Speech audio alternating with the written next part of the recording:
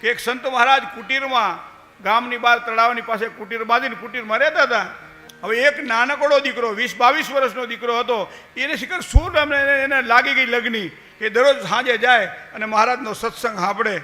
એ એક દાડો, 2 દાડા, 1 મહિનો, 2 મહિના, 1 વર્ષ, 2 વર્ષ રોજ સત્સંગ સાંભળે અને રોજ રાજી રાજી થઈ જાય કે મહારાજનું સત્સંગ બહુ સારો છે, જ્ઞાન આપે છે.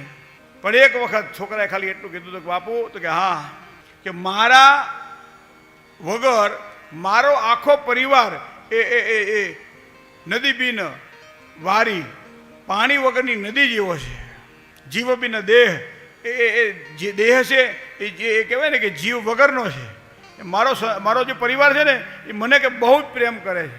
મારી મા મને એટલો બધો પ્રેમ કરે, મારી દાદી, મારા દાદા એટલો બધો મને પ્રેમ કરે, મારા ભાઈઓ મને એટલો બધો પ્રેમ કરે, મારી બહેન એટલો બધો પ્રેમ કરે. તમે બધું કહો છો ને સંસાર નાશવંત છે ને આત્મા શાશ્વત છે ને બધું છોડી દો ને સંસારની મુક્તિ, સાંસારિક જીવનની મુક્તિમાંથી તમે એક એકાંતિક તરફ આવી જાઓ, ભક્તિ કરો, આ કરો. પણ સંસાર જ બધું હોય તો મારે કરવું શું? થોડોક સમય સંત પુરુષે જવા દીધો. પછી એક વખત એને કીધું કે હવે કામ કર, કે શું? હું કહું એ પ્રમાણે કર. એને કીધું એ પ્રમાણે, સંતે કીધું એ પ્રમાણે કર્યું. શું કર્યું? ઘેર ગયો એટલે એનું શરીર આખું લાકડા જેવું થઈ ગયું. શરીર આખું લાકડા જેવું થઈ ગયું. અને લાકડા જેવું શરીર થઈ ગયું એટલે બધાને થયું કે આ અમારા દીકરાને, આ અમારા ભાઈને, આ અમારા પોતરાને શું થયું? કેમ આવું થઈ ગયું? હવે એ ગામમાં ડૉક્ટર કે વૈદ કે કોઈ તો મળે નહીં. અને એવા સમયે કીધું કે ગામની બહાર ઝૂંપડીમાં એક સંત મહારાજ છે, એ કંઈક જાણે છે, તમે એને લઈ આવો. અને સંત મહારાજ આવ્યા અને સંત મહારાજે એની નાડ જોઈ, સંત મહારાજે એના શ્વાસ જોયા અને પછી કીધું કે આ તો ખલાસ થઈ ગયો. અરે હું ખલાસ થઈ ગયો? આમ આક્રંદ કરવા માંડ્યા બધાએ. એકનો એક અમારો સંતાન કેવી રીતે મરી જાય? તો કે હા, ગુજરી જાય. કંઈક ઉપાય કરો બાપા, આપ દયાળુ છો, દરરોજ ભક્તો સાથે વાતો કરો છો, દરરોજ ભક્તિ કરો છો, અમને કંઈક તમારા આશીર્વાદ આપો કે જેના કારણે અમારું સંતાન જીવતું થાય. એટલે બાપાએ કીધું કે એક કામ કરો, કે શું? પાણીનો લોટો લાવો. પાણીનો લોટો પાણીયાળામાંથી ભરાયો, મંગાયો. બાપાએ પોતાની પાસે કાંબડી હતી, એ કાંબડી ઉપર ઢાંકી અને આમ એની માથેથી આમ હાથવાળી કાંબડીને ઉતારી અને ઉતારીને પછી કીધું કે હવે આ જે મેં ઉતાર્યું પાણી છે એ પાણી જે પી જાય એનું મૃત્યુ થાય અને આ તમારો છોકરો એના બદલે જીવતો થાય.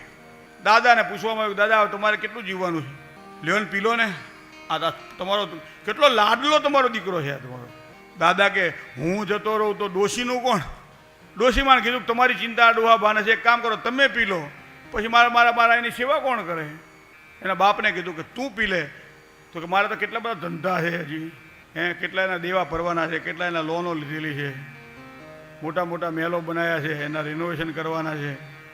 તો એની માને કીધું તું પી લે, તારો તો છોકરો છે, હું તો પીવું, મને કોઈ વાંધો નથી, મને કોઈનો દોષ નથી, પણ મારે હજી બીજા નાના નાના છોકરાઓને પરણાવવાના છે.